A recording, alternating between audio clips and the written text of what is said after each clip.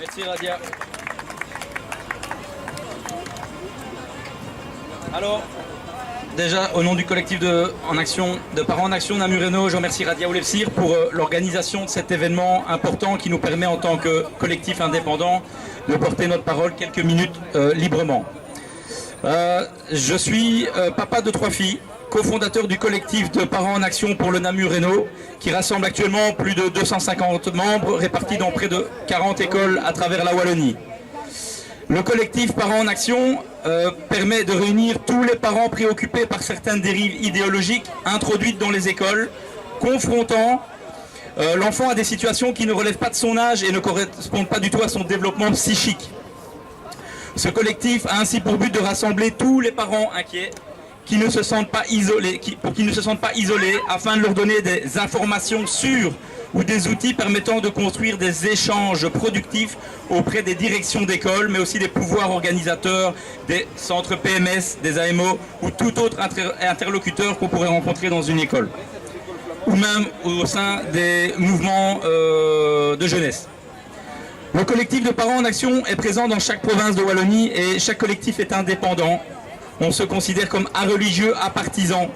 Soulignons le fait que malgré l'énergie que nous avons déployée ces derniers mois à interpeller les présidents de partis francophones, dont certains ont accepté de nous rencontrer, il faut constater qu'à ce jour, aucune prise de position différente de celle prise par le passé n'a été émise par ces chefs de parti.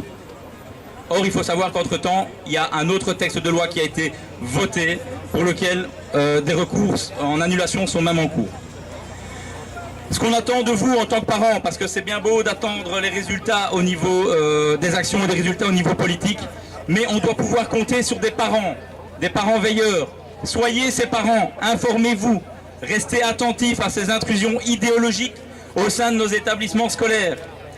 Il est crucial de mobiliser tous les parents ayant un doute sur certains passages problématiques du guide Evras, mais aussi sur les méthodes et les supports utilisés par les enseignants dans les cours généraux, aujourd'hui et demain.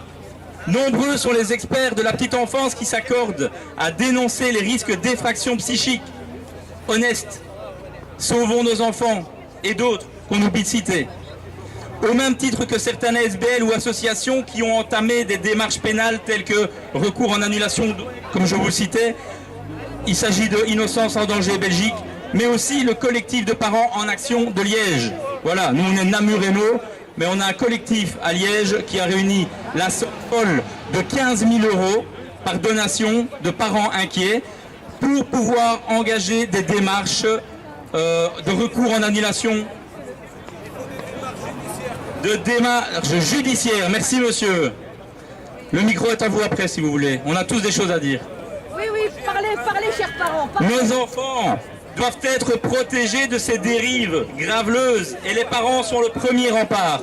Ne démissionnons pas de nos devoirs de parents, s'il vous plaît. Restons unis pour les enfants.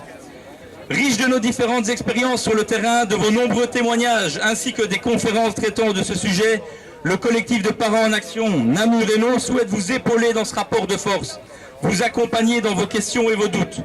Osez parler autour de vous, interpellez les parents ouverts à ce sujet, rassemblez-vous, faites de la veille dans vos écoles comme Radia l'a fait depuis maintenant presque 10 ans.